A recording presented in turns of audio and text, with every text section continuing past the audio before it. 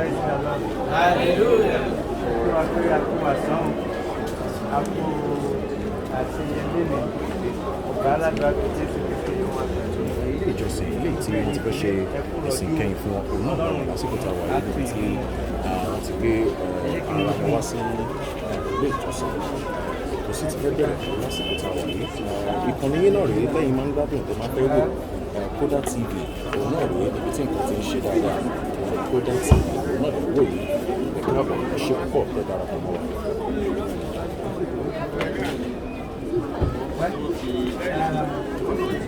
Ẹ jẹ́ kí a gbàdúrà. Nígbà tí a bá gbàdúrà tán, ẹ̀yin ọmọ wẹ́rẹ́ gbogbo yín ẹ wọlé lọ, ẹ wọlé lọ, ẹ wọlé lọ. GboahTv, you're watching GboahTv. Kindly click on the subscribe button and the bell beside it so you get notified when we drop new videos. Thank you.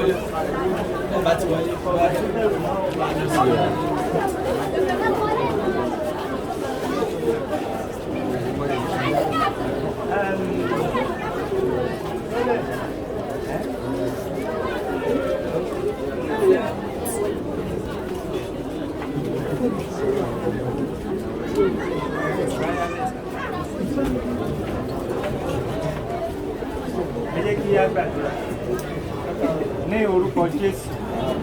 Ọlọ́run alágbára dúpẹ́ lọ́wọ́ yín torí pé ẹ dára sí wa. A mú ọpẹ́ wa mú ìwà fún tẹ́ jẹ́. A dúpẹ́ fún tí ẹ ṣe. A dúpẹ́ tó pé yín ni Olúwa. A dúpẹ́ tó pé kò yí padà. A mú ọpẹ́ wa mú ìwà Jésù Kristi ẹ tẹ́wọ́ gba ọpẹ́ wa. Gbogbo ẹ̀ṣẹ̀ wa léni Ọlọ́run tó ń dáríjì ẹ wá dáríjì wa. À ń lọ nínú ìsìn yìí Jésù Kristi ẹ darapọ̀ mọ́ wa. Ògo yín la béèrè fún, ògo yín ẹ jẹ́ kó farahàn láàrin wa. Gbogbo ètò tòní Jésù Kristi ẹ gba gbogbo ògo. Ọlọ́run adúpẹ́ tó ìpè ẹ̀ fi gbọ́. Adúpẹ́ tó ìpè yìí ni Olúwa. Títí aláma yìnyín tí a sì máa dúpẹ́. Jésù Kristi Olúwa àti olùgbàlà wa. Ìgbà tí àwọn síwájú wá gbé bàbá tẹ̀lé wa gbogbo àwọn ọmọ á wà lẹ́yìn wọn. Lórúkọ Jésù yóò dára fún wa.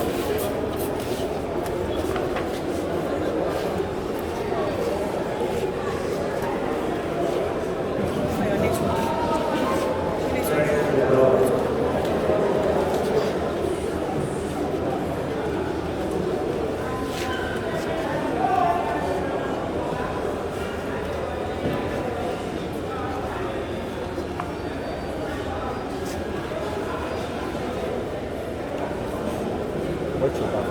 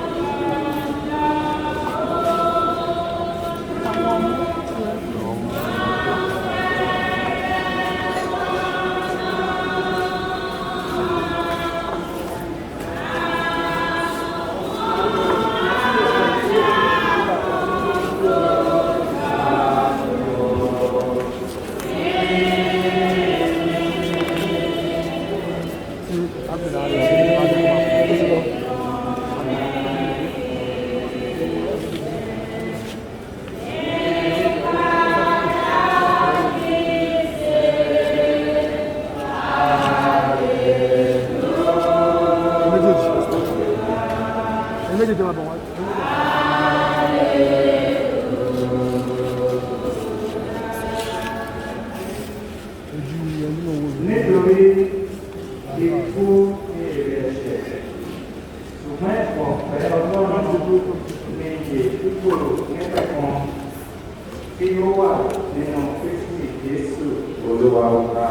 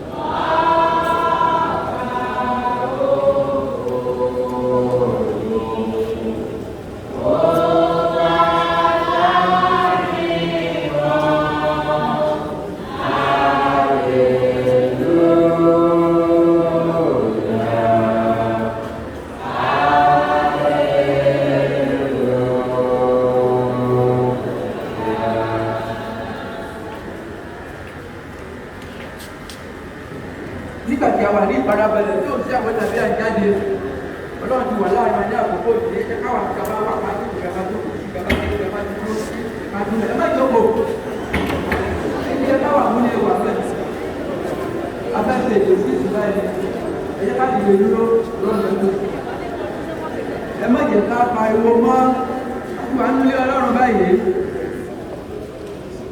ẹ má ṣe jẹ́ kí ọkàn yín dàrú ẹgbẹ́ Ọlọ́run kọ́ ẹgbà mi kọ́ pẹ̀lú nínú ilé bàbá mi ọ̀pọ̀lọpọ̀ ibùgbé ni ó wà ìgbà má ṣe bẹ́ẹ̀ ìgbà ti sọ fún yín nítorí pèsè àyè sílẹ̀ sí èmi ó tó padà wá èmi ó sì mú yín lọ sọ́dọ̀ èmi ti para mi pé níbi tí èmi gbé wà kí ẹ̀yin lè wà níbẹ̀ pẹ̀lú ṣùgbọ́n ẹ̀yin sì mọ ibi tí èmi lọ gbé lọ ẹ sì mọ ọ̀nà náà tí mo sì wí fún pé Olúwa kò mọ ibi tí ó lọ àwọn àti ṣe mọ ọ̀nà náà Jésù wí fún pé èmi ní ọ̀nà àti òtítọ́ àti ìyè kò sí ẹnikẹ́ni tó lè wá sọ́dọ̀ bàbá bí kò sí nípasẹ̀ èmi bí a ṣe ń lọ nínú ìsìn pàtàkì yìí jẹ́ ká wà ní ìdàkẹ́jẹ́ tí Ọlọ́run tó wà láàbò tó gbé gbogbo ètò náà dá ṣe ilé ó darapọ̀ mọ́ wa orí bẹ́ẹ̀ bẹ́ẹ̀ Jésù Olúwa wa.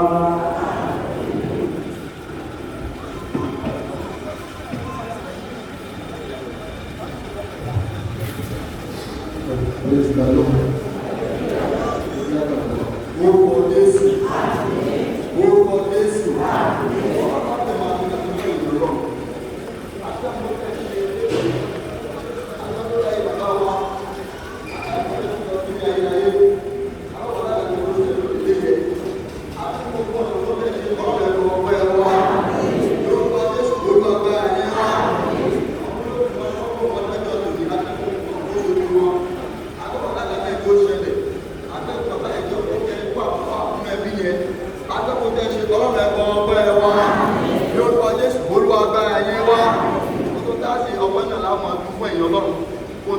Olúwa gan ọpẹ́ wa lórúkọ Jésù Olúwa gba ẹ̀yìn wa bàbá wọn wá ní ayé gbogbo làpá ní ayé wọ́n jẹ́ kò ní kọjá lọ sí ọ̀dọ̀ Ọlọ́run Olúwa gbẹ́ fún tẹ́ ti ṣe nínú ayé adẹ́ fún ìwà láàyè wọn ìgbà tí ó wà láyé agbẹ́yà ní kọ́kọ́ mú wọn rìn àti gbogbo ẹgbẹ́ oṣù mú ọlọ́ náà agbẹ́ fún Ọlọ́run ẹ̀yẹ Ọlọ́run ẹ̀sìn mú tẹ́ ẹbí yẹn sí àti lọ́pọ̀lọpọ̀ àwọn tí wọ́n bí àwọn tó bílẹ̀ agbẹ́ gbogbo òṣùpẹ́ ọlọ́pẹ́ mọ̀ tọ́jú wọn Olúwa gan ọpẹ́ wa lórúkọ Jésù Olúwa gba ẹ̀yìn wa lórúkọ Jésù Olúwa kó darapọ̀ mọ́ wa gbogbo táwọn tí lóyún Olúwa jẹ́ láti Olúwa wọn lọ tẹ́tẹ́ kí wọ́n ṣe Olúwa ẹ̀ka wá sí Olúwa ẹ̀ka wá lọ Olúwa Jésù Olúwa wa.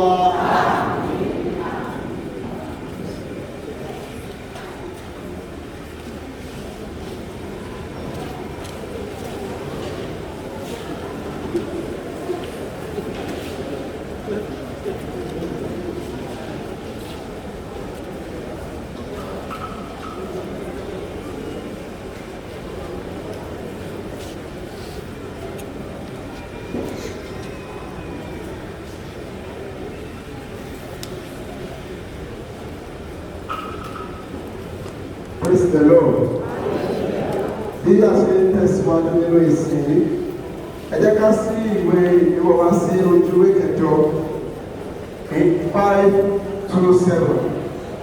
527. Ẹ jẹ́ ká dìde.